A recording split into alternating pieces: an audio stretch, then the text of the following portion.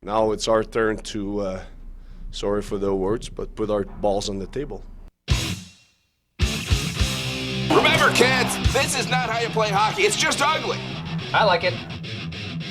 Screw you guys. I'm doing this. You know what? I love ice cream too. Go back to Canada, Guy Lafleur. Game on! Yeah, game on. April Fools, I gotcha. Hello, welcome into the hockey show. JJ Jerez, Ryan Bolding. We're still waiting on Ryan to get in from morning skate. Of course, the Avalanche had a little bit of a skate this morning. Dallas did not. Of course, Dallas coming into town from Arizona. They won 5-2, of course, beat the Coyotes. Coyotes gave the Avalanche some fits last week, but Avalanche were able to overcome. You can tell Coyotes are really fighting their way to trying to have some self-respect, right? They play a hard style game. They are really close with a lot of these good teams, and at the end just fall short. But, guys like Caitlin Keller, they've got such great goaltending prospects. I mean, you can tell the Coyotes are on the up and up. Let's see what they can actually do with their draft this year, see if they can turn into something good. But a lot of hockey to get into, a lot of local hockey today. Of course, Colorado's biggest and best live hockey radio show. We got an Avalanche game tonight hosting the Dallas Stars. So we're going to lean very heavily on that today. Of course, Evan Rawal is going to join us at 12:16 of Colorado Hockey Now, break down his thoughts of the Avalanche and what kind of things have been going on as we head into the playoff season here. But let's be serious. Playoff hockey has already been going on. I mean, we saw it Wednesday against the Minnesota Wild here at Ball Arena. We even saw it last week against the Pittsburgh Penguins. Both TNT games, both losses from the Colorado Avalanche, unfortunately. They're on prime time. So we'll get into how the Avalanche kind of are looking, and how their momentum is feeling headed into the playoffs here and these last couple weeks. But, of course, I mean, it's beautiful weather. Baseball season has started. You could tell it's playoff time, right? Everything's feeling good right now, and we're just inching our way closer. Only a handful of games left. So let's get into a matinee money, one of our last few for the season here. I'm going to go with one matinee game, which is, I think, starting off right now, and that's Boston and Pittsburgh. That one's going to be fun. And then I'm going to combine that with the Florida Panthers. So Boston, I'm taking to win. I don't think Pittsburgh's exactly been playing all that great. Yes, they've been picking up some wins here and there. Yes, they're in a playoff push against the Florida Panthers. And Ryan and I are going to get into this playoff push and the quote-unquote race that's happening in both the East and West conferences for that final playoff spot. More of a snail's race than anything. So because of that, because of Pittsburgh's lack of real, I guess, wow factor lately, I'm going to take Boston to continue their tear throughout the NHL and combine that with the Florida Panthers money line. That's at a plus 150. I think we're feeling good there because I like Florida's chances. They have a good team. They got a lot of talent. It's just about if they can put together wins because they, too, have had a handful of ugly losses recently. So Florida Panthers taking on the Columbus Blue Jackets. We know the story of Columbus. I think Florida can take advantage here. So there's my matinee money for today. Take it with a grain of salt, but I think it's a good one. Sticking with the Boston Bruins. This week they clinched the President's Trophy, right? We're starting to see some other playoff spots clinched too, which is all the more exciting, all the more telling that we are just around the corner from playoff time. Of course, nothing in the West has been clinched. Everything clinched so far has been the East, but we're going to stick with the President's Trophy conversation right now because that's been the biggest news. So early in the season, Boston already taken that home, right? No surprise, we saw that coming all year long. What I want to get into is the President's Trophy curse. Every single season, as far back as we can remember, I want to say 10, 12 seasons, the President's Trophy fails to win the Stanley Cup. But it is my personal theory that this year is going to be different. I'm going to tell you why. Boston was already a good team. Boston coming into the season, everybody in the world said, oh, they're going to take a step backwards. There's a good chance they miss the playoffs here. They got a new coach coming in. How are they going to handle this, new structure, new philosophies from Coach Jim Montgomery? Well, they handled it with flying colors. So I think you already had the base there, right? You already had a team that's been good for so many years, and they've taken down some cups. They had a window. They just needed a little bit of a shakeup. I don't know why thinking just simply changing the coach was going to take a step backwards. They still have great goaltending. They still have the star forwards of Brad Marchand, Patrice Bergeron, David Pastrnak. David Pastrnak's just been on a tear this season. And why would we think that was going to be any different coming into this year? Why would we think that Brad Marchand was going to let his early season injury hold him out to almost halfway past the season? Why would we think that Coach Jim Montgomery, who has the winning pedigree, he's won pretty much everywhere he's gone, right? It was the same conversation when he took over the helm at DU. He took over the spot for the great, legendary coach, George Gwozdecky. And that's where I was sitting there saying, oh, you can't just replace George Gwozdecky and pick up right where you left off. It almost felt like Jim Montgomery took them to the next step. George Gwozdecky was always a great coach, always had DU in contention. Jim Montgomery took over the helm, and here I am saying, Jim Mont who? And then he takes the Pioneers over and puts them into even more national prominence. Why would you think he can't do that with an NHL squad? Why would he not be able to reciprocate that with guys who have a lot more talent than the NCAA squad he was used to from before? We saw him step in Dallas. He made a positive impact there for the brief window that he coached the Stars. Why is this a surprise to anybody? I don't understand it. I don't understand why coming into the season, everybody was so sure that they were going to miss the playoffs. So I think the Boston Bruins have everything it takes to be the Stanley Cup champion this year. I mean, they've got goal scoring. They've got great systems in coaching. They've got a great feel to the locker room, great chemistry, right? I mean, that's what Jim Montgomery's best at. He's almost like Jared Bednar. Jared Bednar's such a great players coach. We hear it over and over and over again. We hear it from the players. We hear it from a lot of people. Ryan Bolding is in the building. He's locked out, however, so we'll get on it. We'll see how it goes. But yeah, back to the Bruins. I mean, the goal scoring's there. David Pastrnak, he loves playoff time too. If he's going to have that big of a regular season, you can almost guarantee he's going to have a pretty solid playoff stretch here. The goaltending, the coaching, it all adds up to me. I think Boston has what it takes to finally end this curse that we've seen through the last stretch of years of the President's Trophy. I'm going to say it right here on air. And I hope Ryan comes in and tells me every reason why I'm wrong, every reason why he disagrees with me. But I'm calling the Boston Bruins as this year's Stanley Cup champions. They just have the recipe. Danny, how we looking? Oh, Ryan Bolding joins the show late again. Hey, but you have an excuse this time. I'm going to give you a pass. You were at Morning Skate doing some work for us. You got some sound. We're going to hear from Cale Makar later in the show. We're going to hear from Jack Johnson. And we're going to have some just regular updates. So Ryan Bolding of NHL.com, how you doing? I'm here. Sorry, I got caught tanning because the weather was so nice. So I don't know if you got to hear my little spiel coming into the show, but I'm essentially looking at the President's Trophy. I'm calling the Boston Bruins today as this year's Stanley Cup champions. The President's Trophy curse is going to be no more. I broke down a handful of reasons of why I thought so. Last thing I heard was Pastrnak. Between you and all along the Watchtower, cutting in and out. It was quite the divergent scenario. Yeah. I mean, FM terrestrial radio is a challenge. That's why you got to go more online, right? We're on Twitch. When we get on to SiriusXM, Danny, we're taking you with us. Can't wait. I hope those conversations with that XL mark too, right? Yeah. Explicit language. Yeah. Oh, they haven't reached out to me yet. Did they reach out to you? I mean, everybody's always reaching out to me. Right. It's hard to keep track. All right, we're getting that in the works. So, your stance, Boston Bruins, do they have what it takes, or are you buying in the President's Trophy curse this year? It's interesting to take a step back from that to get there. I was just having a conversation about what I think of the West, and the West feels pretty wide open. Like, I think teams don't want to play the Avalanche. The Avalanche obviously have some question marks about where they're at, where they're going, how they'll compete. And then you look at the East and you're like, can anyone beat Boston? And I think the only thing that could hurt them is themselves, right? That Tampa Bay kind of letdown. Like, we operated at such a high level all season. Maybe we're not ready for teams to ratchet it up. But I did talk to Jack Johnson today. Maybe we get into that a little bit later about playing hockey this time of year. Talked to Cale Makar about playing hockey this time of year. Jack Johnson gave a great answer in saying that, the whole season is kind of a ramp, right? You start at preseason, you work through the regular season.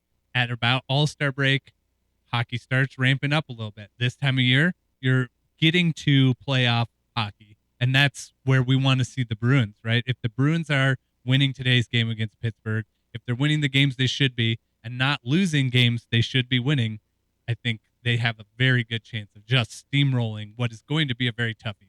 And for me, the X factor that I really dove into was Jim Montgomery. I mean, such a fantastic coach. The way he was able to just step in and not only pick up where they left off, but almost push them to that next level, make them an even better team than they already were. I think that's something that people are just glossing over and just saying, oh, well, we're just looking at the team. We're looking at the players on the ice. Yeah. Jim Montgomery is an X factor for me. We've seen him succeed everywhere. Doing great work there. I think he did great work in Dallas when he was there too. You know, assistant coach with the St. Louis Blues, done a good job. He has a track record. He's a proven guy. And what he's doing with Boston is incredible. You mentioned the players, best goaltending tandem in the league for sure. I mean, all the talent is performing at the level expected of them. You're having incredible years from Hampus Lindholm, Charlie McAvoy, and then David Pastrnak, like you said, Brad Marchand, the usual cast of characters in Boston. This was a team where you felt like maybe they were going to be tearing it down sooner than later. And all of a sudden, here they are just killing everyone. I mean, the goaltending thing is another glaring thing to look at, a sign that these guys just have what it takes. They're equipped. You look at other playoff teams around the league, and there's still a couple teams that don't even necessarily know who's going to be their starter come playoff time, right? If you are in Boston, it doesn't matter who you go with. I mean, chances are it's Linus Ullmark based off what he's done this year, but you can put either guy in and be just as comfortable. So, I mean, they have done a 1A, 1B, 50-50 split all year when everybody's healthy. right, and then you without stopping. look. Both of those guys are going to be fresh and ready, and they're ready for that. And it'll be interesting to see what happens in the playoffs. Do you play just one, or do you keep the rotation going because it's been working? Yeah, I mean, look across at the Western Conference leaders, the Vegas Golden Knights. They have 3 goalies, but they really have 0 right now. They have no idea who they're going to go with because Logan Thompson doesn't seem to be ready. He's not going to be consistent enough probably come playoff time. They are in a tough spot. I mean, Boston, that's really the no. Vegas way, right? It's like showbiz. Who is the contestant behind curtain B? That will be the starting goaltender tonight for your Vegas Golden Knights. Right on. Well, there it is. The opening of the show. Right on.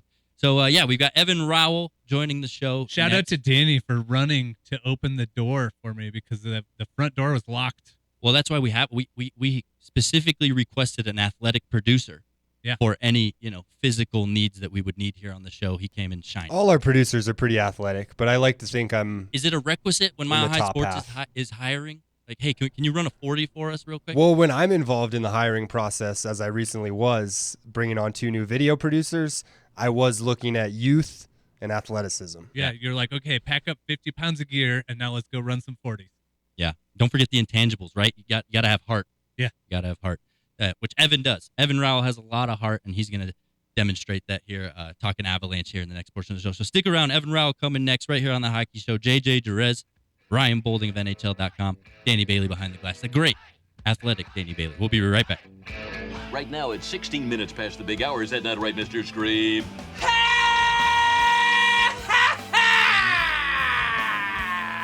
Great, good stuff. I think people are getting really cranked.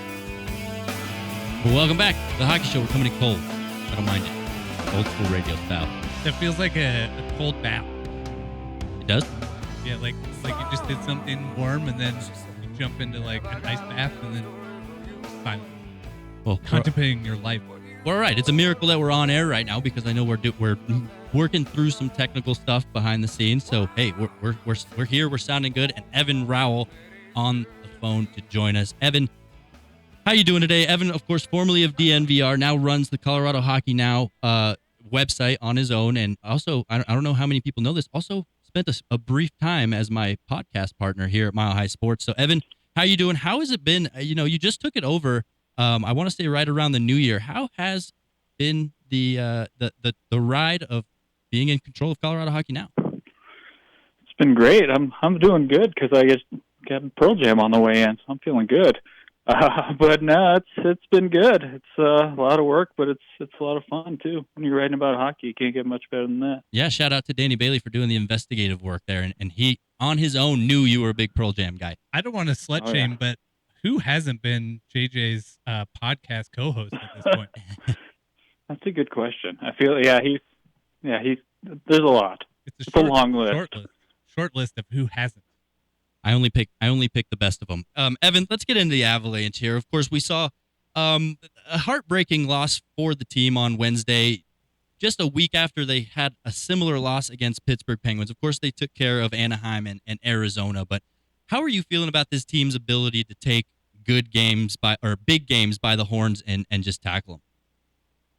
Yeah, they did not have a good March against good teams. I think it was like 1-5-1. So it's tough. I when you're going from playing these dumpster teams like Chicago and Arizona and these teams at the bottom of the standings who don't have anything to play for, and then you're immediately playing a top flight team, it is tough, but they just haven't performed well. And and the weird thing is a lot of these games are coming at home, like the Pittsburgh loss last week and then Minnesota the other night. So I get a lot of people saying maybe we don't want home ice advantage, but they just haven't been as good at home this year. And I don't know what exactly it is, but it seems like if McKinnon and those guys aren't on their game, then this team really struggles because the depth scoring has dried up a lot with all the injuries.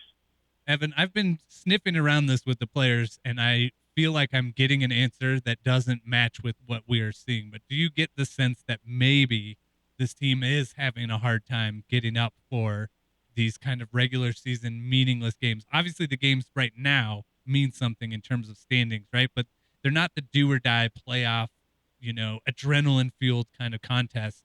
And I have gotten the sense, and Jared Bednar has confirmed it, but I'm curious, what you're seeing from a player perspective on whether or not, you're getting a full 100% effort from everyone. Yeah, I do think they've had trouble getting up for these games all year. It is like a psychological thing where you go through it in the playoffs and every game really matters, and then it's an 82 games. It's just too long, and it's hard to get up for every game, even if they are big games down the stretch, because this team is locked into a playoff spot. So it's just kind of a matter of seeding at this point, and I don't think they really care who they play. I think Jared said that the other day, they want home ice. They want to be in control of, not having to play like a Dallas or a Minnesota in the first round. But I just don't think the team cares. They know that they can turn it up if they need to. And they haven't done that in these big games in the regular season. But I do think there is a little bit of boredom kicking in. And, the players aren't going to admit that, but I think it's completely normal, to be honest, given kind of how last year went. I've seen you play. I know you tend to get bored out there from time to time. But you touched on something, Evan, about the scoring depth, right? And we've seen it all season long. I mean, Mikko, Nate, Makar, when those three guys show up, everything's fine and dandy. But on the off night that none of those guys are putting up points, everything kind of goes to hell. What's the solution there? I mean, when you have a depth, you know what you're working with, you know what you've got going into the playoffs. What can Jared Bednar possibly do to get some of these depth guys going? Yeah, I'm a little surprised that they have not switched Rantanen back to the second line in a while, because it was working. And since Rantanen's been back on the top line, his even strength production has not really been that great. So nothing really has changed there. So I think that's kind of the move that you can make, because since Rantanen went up to that top line, Comfer has kind of cratered offensively. I saw he only had 4 even strength points in 16 games in March. So it was a tough month for him. So it's been a tough month for a lot of the depth guys. Newhook hasn't scored in 19 games. Rodriguez was doing well, and then he got hurt, and that kind of messed up everything going for him. So I think that's the move.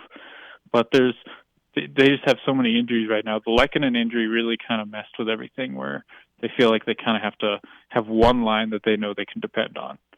Well, let's talk about a move that was curious and has become more curious today, and that's calling up Ben Myers, which we found out this morning was an emergency call-up, and he's already been reassigned, and we don't know what the emergency was. It was potential Cogliano baby imminent, speculation that one of Val Nichushkin's many injuries, secret injuries that we don't know anything about, may That's have what I'm putting up. my money on.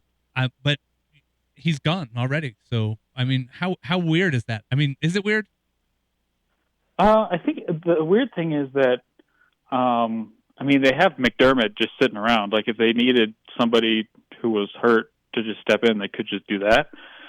But my initial thought was McKinnon didn't skate yesterday, and that's not typically normal for him if it's a full practice, that maybe something's going on with him that might be nagging him, and he just said, no, I can play through it. But because I think they had to bring Myers in from California. Like, I think the Eagles are in a different state, so it wasn't just like an easy move to get him here. So I think it was something a little bit bigger that they were kind of concerned about, which is why they weren't just like, okay, let's just put McDermott in. They wanted to get an actual center in town. This is the Hockey Show with JJ and Ryan. We're talking to Evan Rawal of Colorado Hockey Now. Along with that, I guess. Actually, I don't even want to keep going with that. He lost his frame of thought. I feel like I'm taking crazy pills here, though. We had a great chat with Ben Myers. It opened with you asking him, "Are you in?" And he said, "I don't know." And then we find out 5 minutes later, he's not even with the team anymore. And you're like, "Cool. Guess I'll just throw this one into the trash can." I didn't lose my train of thought. What I was going to say is after the press conference after the Minnesota Wild game, you heard Jared Bednar throw in a little Easter egg of like, there's a lot of guys banged up right now, which is normal. It's late in the hockey season. I mean, you ask across the league, a lot of guys, a lot of teams are banged up. But I think Jared Bednar took a second to even throw that at us and say, hey, we're battling through some stuff. But Evan, I want to stick with the defense because that is your specialty. I've seen it in action. What do you think is the best setup for the current guys? I mean, I know we're still waiting on Josh Manson's return. So with the current six that you have, including Jack Johnson and Eric Johnson, do you like the way the pairings are ran? Makar, Taves, Gerard, Byram, Johnson, and Johnson. I don't like Byram and Gerard together. I think they're two really talented defensemen. I just don't think they complement each other all that well, especially because they're putting Byram on the right side. And you've seen him kind of get beat one-on-one defensively a few times on that right side. I think, obviously, in an ideal world, they would separate those two with Manson and Johnson, but that's not there. So if it was up to me, I know they don't want to switch Taves or take Taves and Makar and separate them, but, I mean, I wouldn't be against trying Byram, Makar, Taves, Gerard, because Taves, Gerard works. It's worked in the past. And if they're dead set on, keeping Johnson and Johnson together, I think that's one thing you could do. Because I mean, if you put Jack Johnson next to anyone, it kind of anchors the whole situation with those guys. So that's what I would do. I think they're just trying to put their four most talented defensemen on the ice at the most they can, and I just don't like that pairing all that much. I'm with you. I've thought that multiple times, and we obviously saw what a hole that second line, that second pairing on the defense was with both Byram and Manson out of the lineup earlier this year.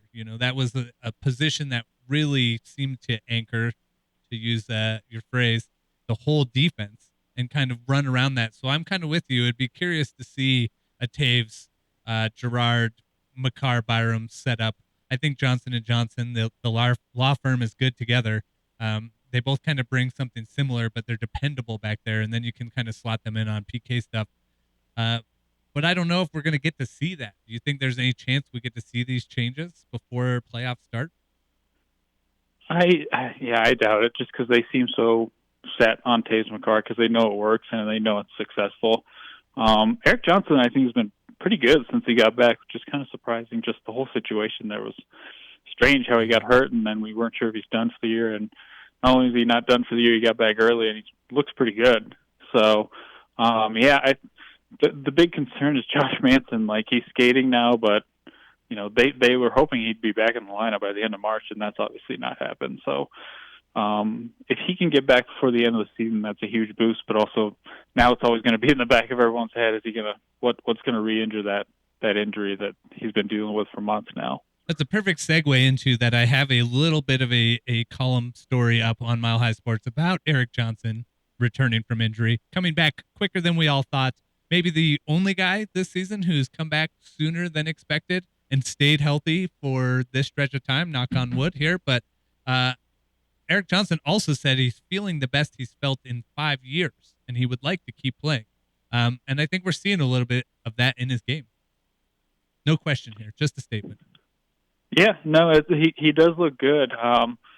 I do know he probably, because he's nearing 1,000 games, so I think he's probably got that, and he's looking forward to that. But he does look good. Obviously, the cap thing is going to be a different situation next year, where he's going to be on a new contract and he's going to have to take a big pay cut if they want to bring him back. So But yeah, I mean, I think he looks good.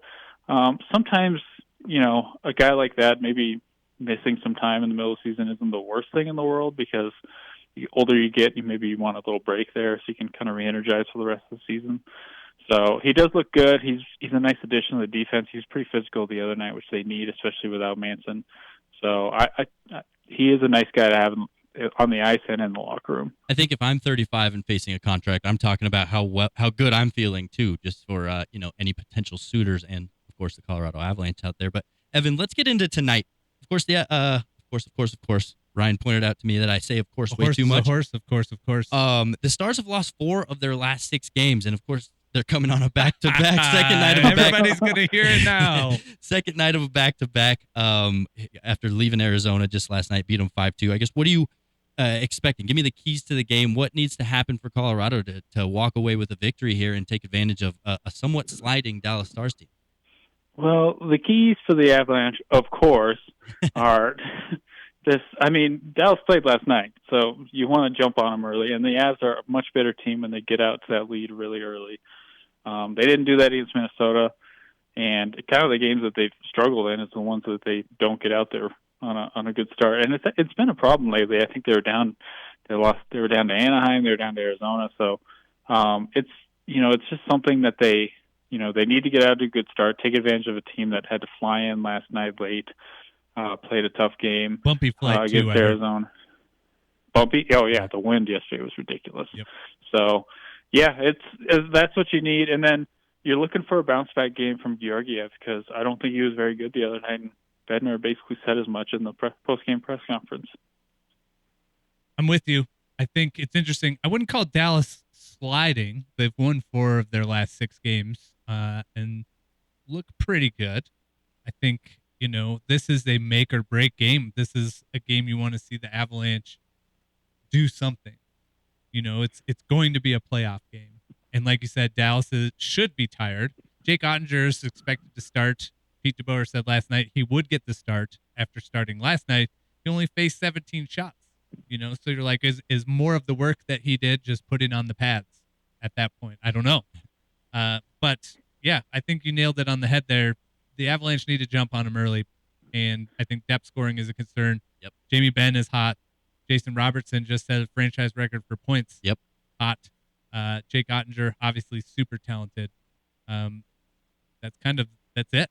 That's what we're looking at here. It's a playoff game, and this is a game that, these games are determining who the Avs play in the playoffs.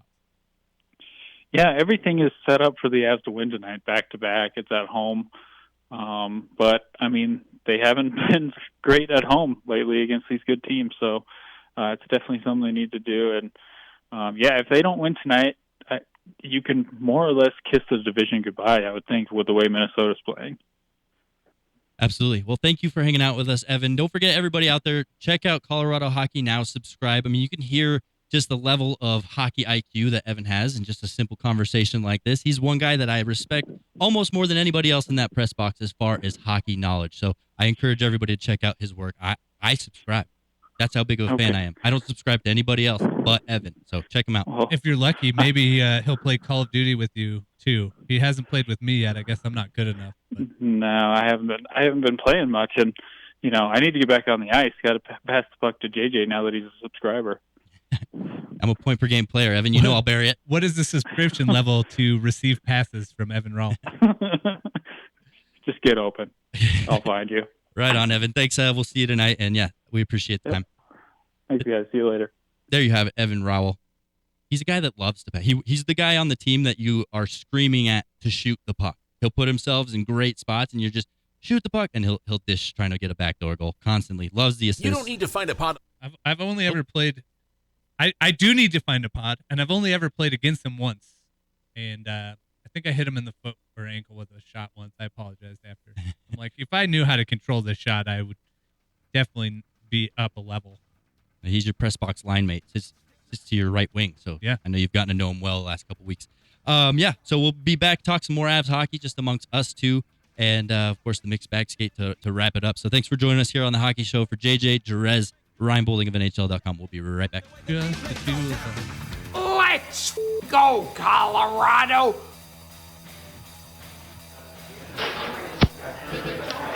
The final stretch of the season, is it exciting to get to this point? You know, like the season can be obviously a bit of a grind, but here you are, playoffs are right around the corner, a couple home games left.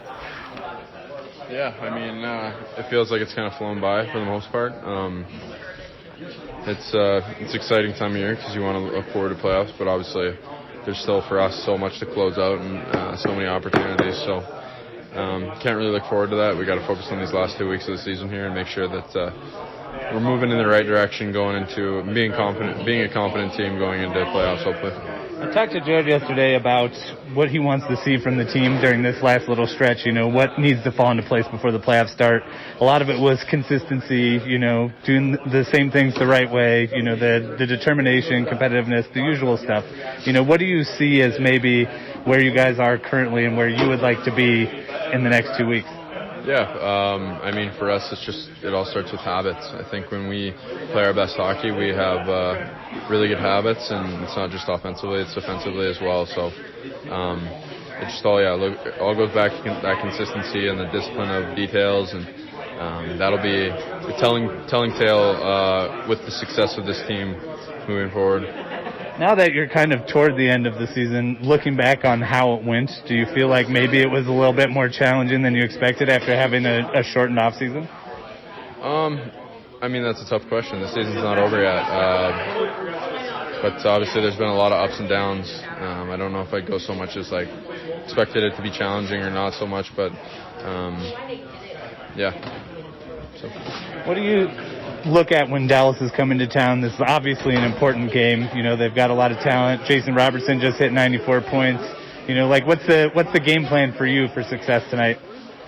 Yeah, I mean, they have a lot of lethal threats. So like I said, it all comes down to the details, making sure we check those guys tight, and they're really good around the net. So for us, it's just being hard on those habits and guys going out every shift and making sure that they do their job right. Thanks. There you have it, Cale Makar ahead of tonight's matchup with the Dallas Stars. We got a whole nother preview here in this segment for you, and there's something that stood out to me in his comments there to you. Thank you for getting that sound, by the way, Ryan Bolding, this morning at Morning Skate, but he touched on the confidence of the team, which to me really feels like it's lacking right now, right? It almost feels there's an issue there in the self-confidence, especially with a guy like Cale Makar. I mean, we heard earlier, what was it, a couple weeks ago when he first returned to the lineup and then the team lost and he's like, oh, well, this might be because of me. Every time I seem to be in the lineup, we're losing. This confidence within themselves is truly lacking. And I even heard it from Bowen Byram after the Minnesota Wild loss about having that confident mindset. They seem to be repeating this over and over, which tells me this is an issue that they're trying to attack right now. We've got a crisis of confidence. I feel like I've talked to a few teams that have come in about confidence. I just talked to Matt Boldy about his confidence. He's on a heater in Minnesota playing with confidence at the right time. We just talked about Boston getting hot at the right time, right? I think you're right. This team has struggled a little bit. We talked to Jared Bednar this morning about Mikko Rantanen and maybe how he is so focused on 50 goals that he might be clutching his stick a little bit, you know, that it's not coming as easily. Obviously, like Evan said, move him up to the top line. He's not producing as much as he was on the second line. I think some of that also has to do with game planning from the other team, right? If you put all of your eggs in one basket, it's easy to shut that basket down, and then nobody else has eggs, you know, just like a couple weeks ago. But the trouble with this team is the consistency you've mentioned. They're not winning at home. They're losing games they should be winning. And then the tight games, they're kind of struggling in them. I actually have felt like for the last couple days, the vibe around the room has been tough. I didn't feel like that was a particularly Cale Makar-esque interview. I agree. I sent it to you. Hear it in his voice. And I actually went over to Evan and Jesse, our friend Jesse from DMVR, afterward, and I'm like, weird vibe in this room today. And I'm like, that wasn't a very good interview. And I sent it to you like, I don't know if we want to use this. I need a second set of ears on it because I felt like it was weird. He even at one point just did the end to a sentence where you're like, I don't really have another question prepared. Put me on the spot here. So I think you're kind of right. The confidence is odd. and where there is confidence and where there isn't confidence is odd. Like, I think a guy like Bo Byram is playing with a lot of confidence right now. He's doing things that players at his age haven't done in a long time in terms of league history. And he's playing loose and he's playing free. And he missed quite a bit of time this season, So maybe he's not at the point where some of these other guys are. But a guy like Cale Makar is very talented and, humble. And it felt weird. We've seen him miss a little bit of time this season. We've seen Nathan MacKinnon miss a little bit of time this season. Again, going back to Jared Bednar's post-game comments from the Minnesota Wild game, I think they're all playing through some stuff right now. We knew coming into this season that the team was still a little tired, a little bit banged up from the late playoff run that they made, right? Later than most seasons because of, the COVID issues and what they had to dance around with that. I think it's been hitting them all year, right? I like how Cale Makar said the season kind of went by fast. I mean, I remember sitting in this very chair at our first show of the season saying, is it playoff time yet? Well, boom, here we are. It's playoff time. It feels like that should be a natural factor for the team to get up, right? For the team to get excited, for the team to come out of the gate strong. Yet we continually hear the same things from Jared Bednar we've heard for years. I didn't like our start. I wish we had a better first period. We had some passengers, and I'm not pointing the finger at Jared Bednar by any means, but you can tell it's the team. The team's frustrated with themselves. The team's having a hard time with their self-confidence and having a hard time executing to the style of play that suits them best. And this team will live and die by the Nate MacKinnons and Mikko Rantanens. I wrote about it somewhat recently for Mile High Sports. You can find it on the website if you go there, milehighsports.com. But I think part of the problem, and this is a historical problem we have seen with the Avalanche to a degree, is that you can't just depend on those guys to do it all the time.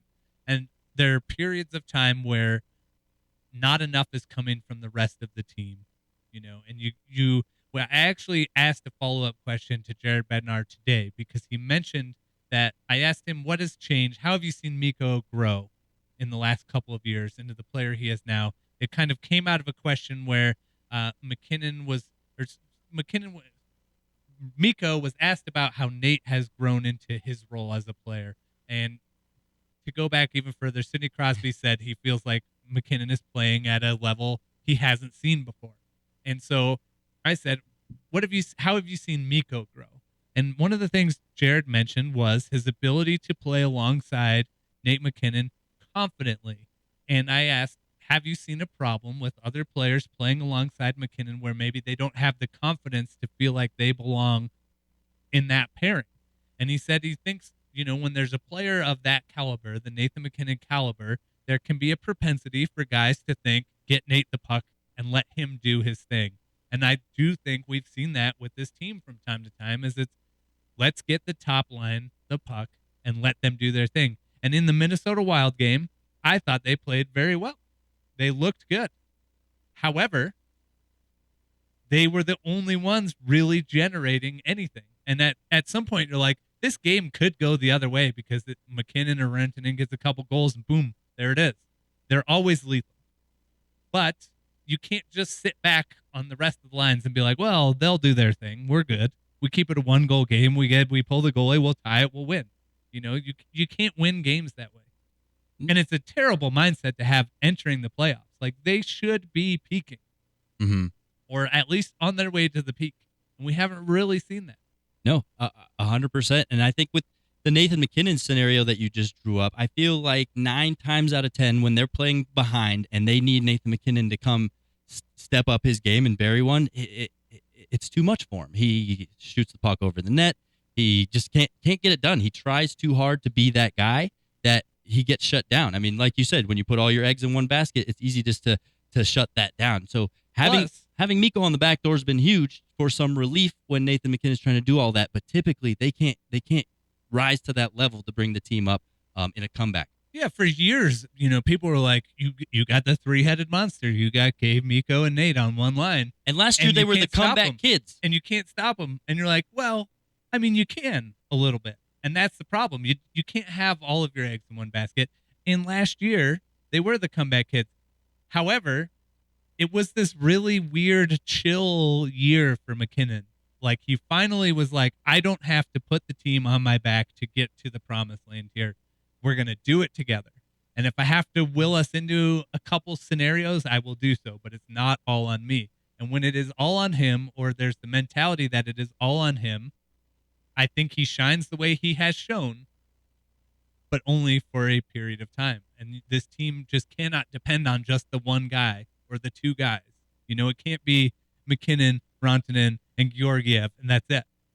Yeah, I think a big piece of their production, as well as the defensive contributions, right? Defense used to score a lot last year. We've seen it show in its face they again lead lately. the league in defensive contributions this year.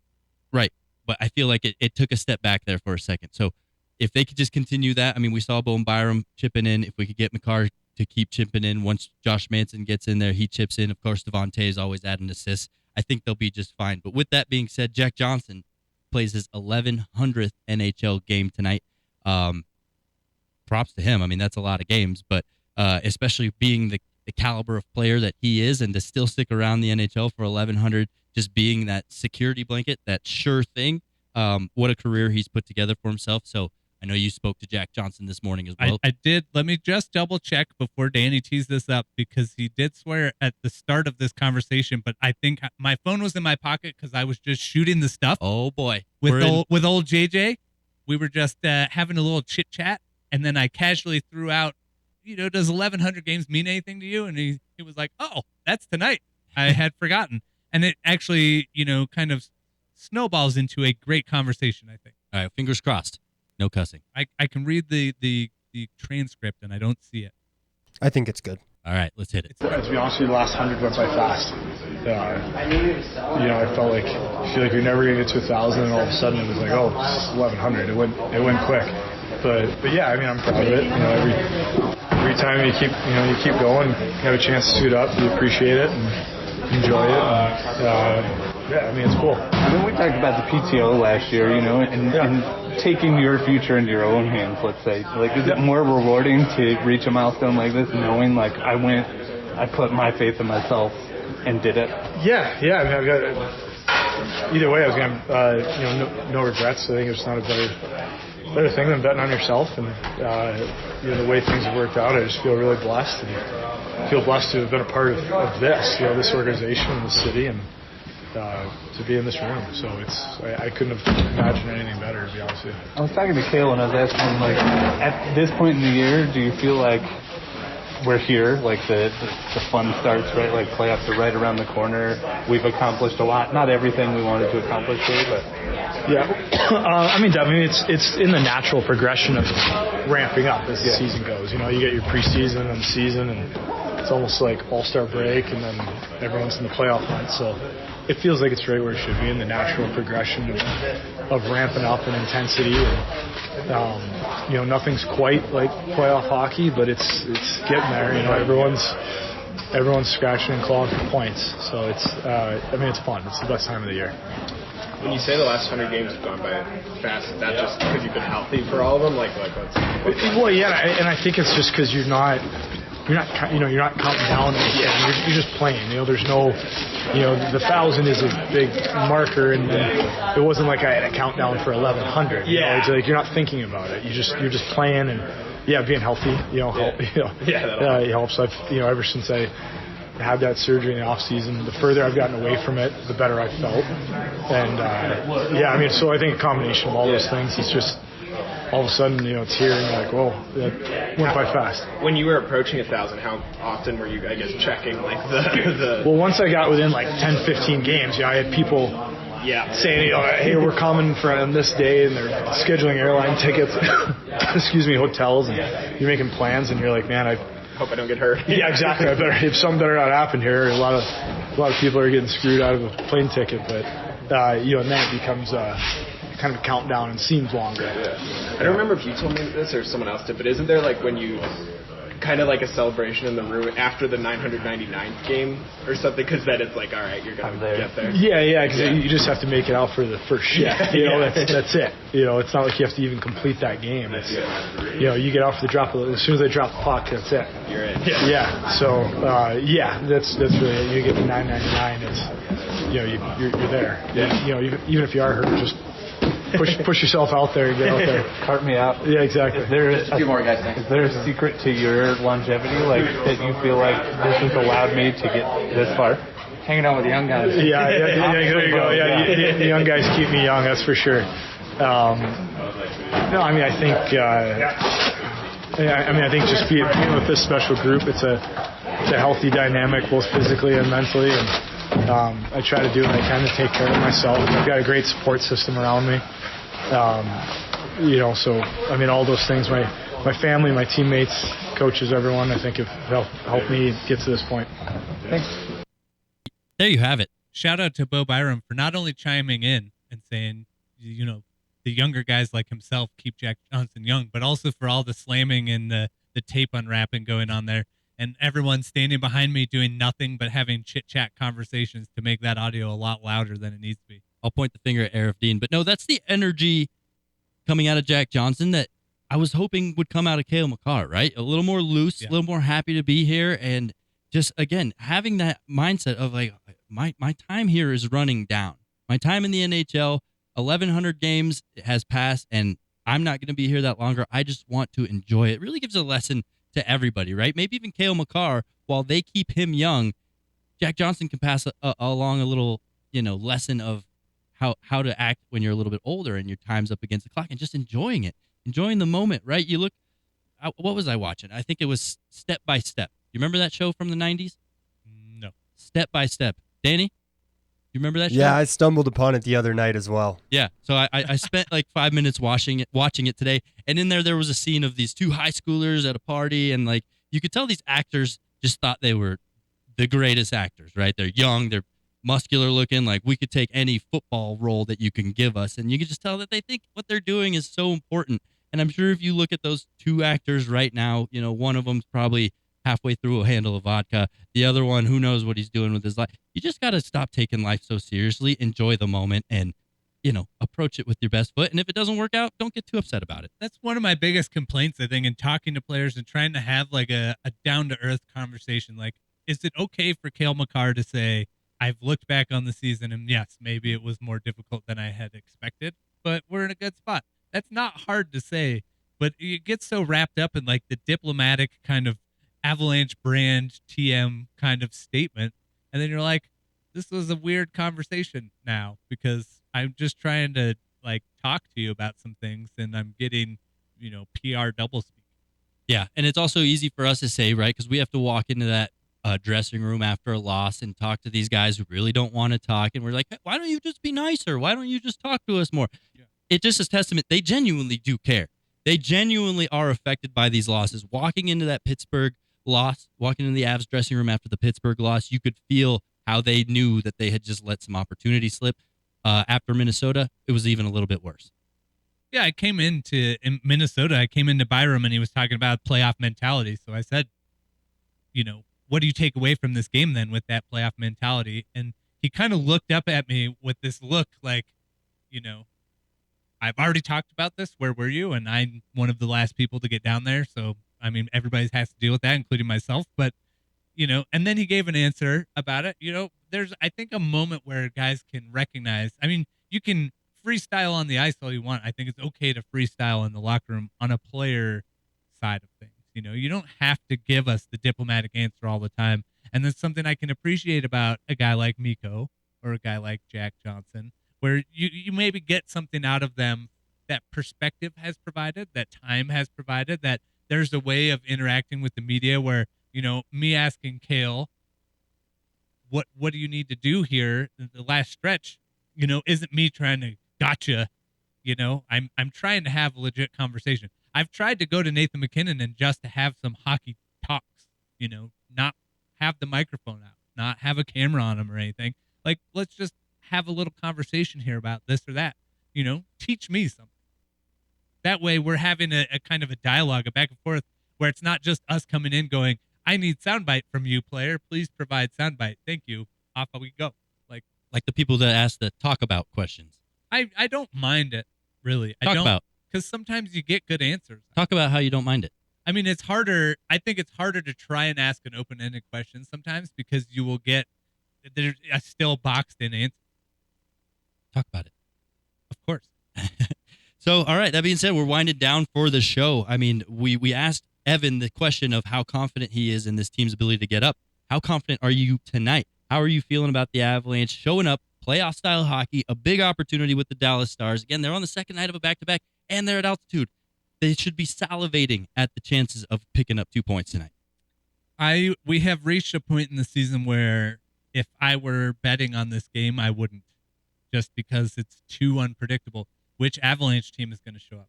Which Stars team is going to show up, right? The last time these two teams played, the Stars smacked the Avs in the mouth and walked out of that building with a victory. So I don't know, how tired are the Stars? Like I said, I was told it was a pretty rough flight in. They got in late. How tired are they going to be? You get to sleep and rest most of the day. Does that make you rested? Does that make you lethargic? We just don't know. It's just one of those games where you're like, this one, hold on to your butts. It's going to be a wild ride. Nathan MacKinnon over on shots, 4.5 shots, minus 145. That's one I like. Yeah, I think that's doable. Nathan MacKinnon wants to take the reins. Nathan MacKinnon wants to be the one to lead this team. He's going to be shooting. He's going to be looking to score. Minus 145, not amazing, but I think that's a pretty solid take. Sometimes he hits that over in the first period. I mean, what's he averaging? He's all over the map. All over the map. But some nights he'll have 8, some nights he'll have 2. So I think on a game like that, he's going to be firing the puck. I think I like the Avs' chances tonight. Of course, a lot of opportunity. I like the way they bounce back after losses. Typically in the last couple of years, right? They really use that to fuel them. Like I said, they genuinely care. You can feel it in that locker room after a loss, how much they hate losing. I think the message has been sent. Jared Bednar bringing up passengers after last game. That message has been sent. He had the conversations that he needed to have with whichever players he needed to have it with. I think the Avalanche show up, take control of the game early, and never look back.